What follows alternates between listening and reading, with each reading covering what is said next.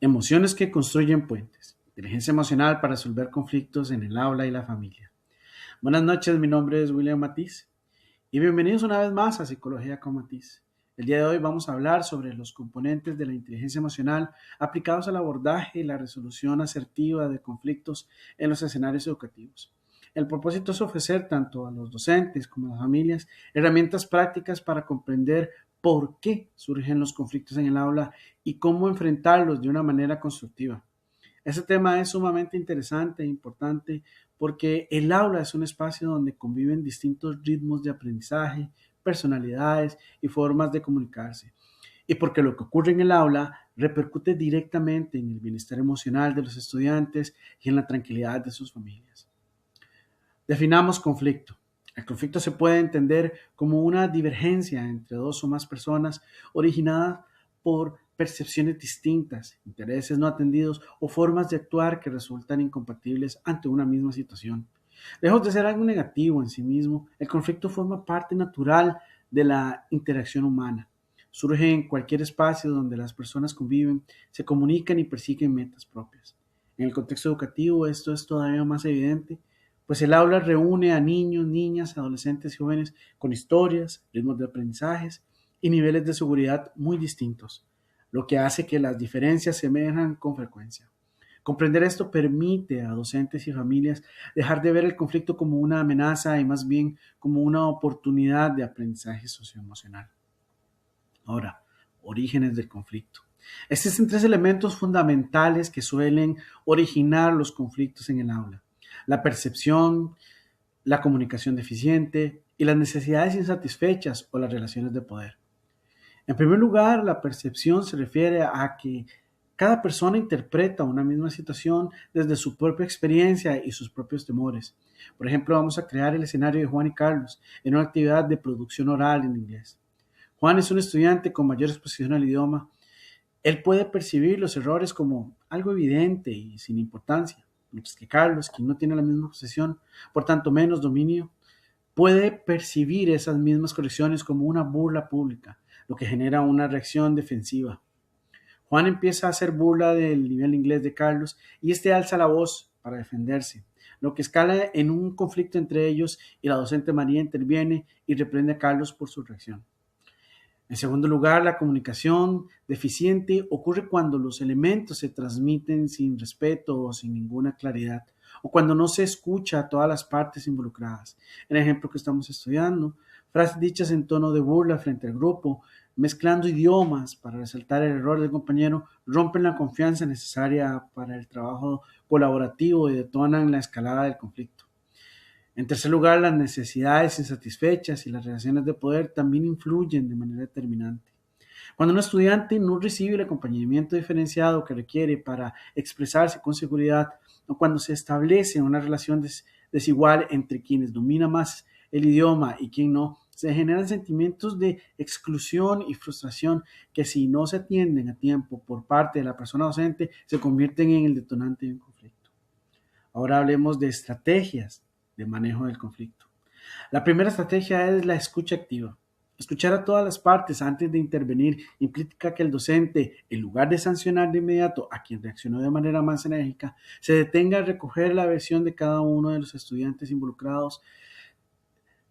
De haberse aplicado en el caso de estudio, la profesora habría podido comprender que la reacción de Carlos respondía a las burlas de Juan y no habría sancionado únicamente a Carlos por alzar la voz. La segunda estrategia es la mediación escolar, mediante un tercero imparcial, un docente, la orientadora o el personal de dirección. Facilitaría el diálogo entre las partes para que ellas mismas propongan soluciones, aplicando en el caso de estudio una mediación breve entre Juan y Carlos con las reglas claras de respeto y habría permitido reconstruir la confianza necesaria para continuar con el trabajo en parejas.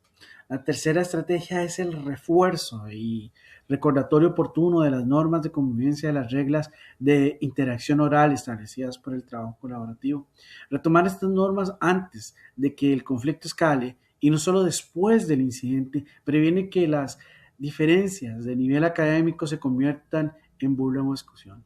Así que después de haber analizado estrategias de cómo manejar el conflicto, vamos a hablar de cómo de estrategias de comunicación asertiva. La primera estrategia es el uso de mensajes en primera persona, conocidos como mensajes yo, que permiten expresar lo que se siente sin atacar a la otra persona en el aula. Un estudiante puede aprender a decir, me siento incómodo cuando me corrigen mi pronunciación frente a todos, en lugar de reaccionar de manera agresiva. En la familia, los padres pueden aplicar el mismo principio conversando con el docente sobre sus preocupaciones. La segunda estrategia es la validación emocional, es decir, reconocer y nombrar que la otra persona siente antes de buscar una solución. Un docente que valida el desánimo de los estudiantes antes de las dificultades con el idioma, en lugar de ignorarlo, fortalece la confianza necesaria para que este estudiante vuelva a participar activamente con más seguridad en sí mismo. En casa, validar la frustración de un hijo o una hija abre la puerta al diálogo para más honesto y más transparente. Así lograría en la escuela. La tercera estrategia es la comunicación asertiva basada en el respeto mutuo y la honestidad, evitando tanto la agresividad como la pasividad. Eso se traduce en el aula, en corregir errores de manera constructiva y privada cuando sea posible. Y en la familia, el plantear inquietudes a la institución educativa con firmeza, pero sin descalificar el trabajo del docente, buscando una solución armoniosa, conjunta, siempre va a ser y será el camino idóneo. Ahora, ¿cómo podemos aplicar estas partes en la teoría? Bueno, todas estas ideas se sustentan en aportes académicos reconocidos. Goleman en el 95 plantea que la inteligencia emocional implica reconocer, comprender y gestionar tanto las emociones propias como las de las demás personas. Capacidad que resulta indispensable para responder de manera asertiva ante un conflicto en lugar de reaccionar impulsivamente como ocurrió inicialmente en el caso entre Juan y Carlos. Por su parte, Visquera en el 2003 sostiene que la educación emocional busca desarrollar competencias como la conciencia emocional, la regulación emocional y las habilidades sociales, las cuales son precisamente las que permiten al docente mediar un conflicto sin reforzar la exclusión de quien tiene más dificultades. Finalmente, un estudio de Molina Isa y Nova Herrera en el 2025 encontró que una mayor,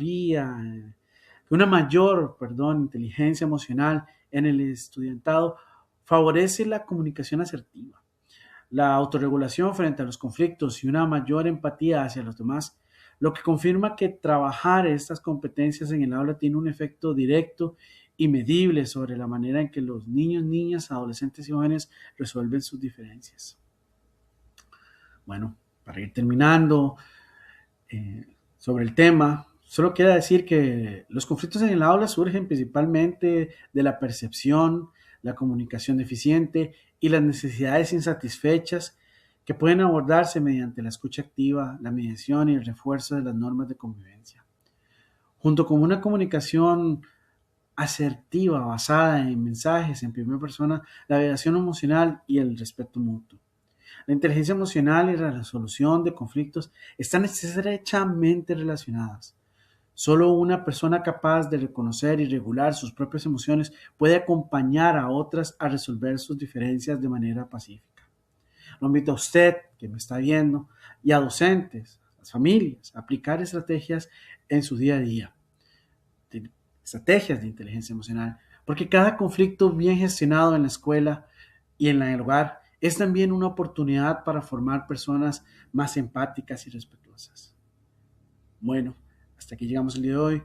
Muchas gracias por su atención y nos vemos en el próximo episodio.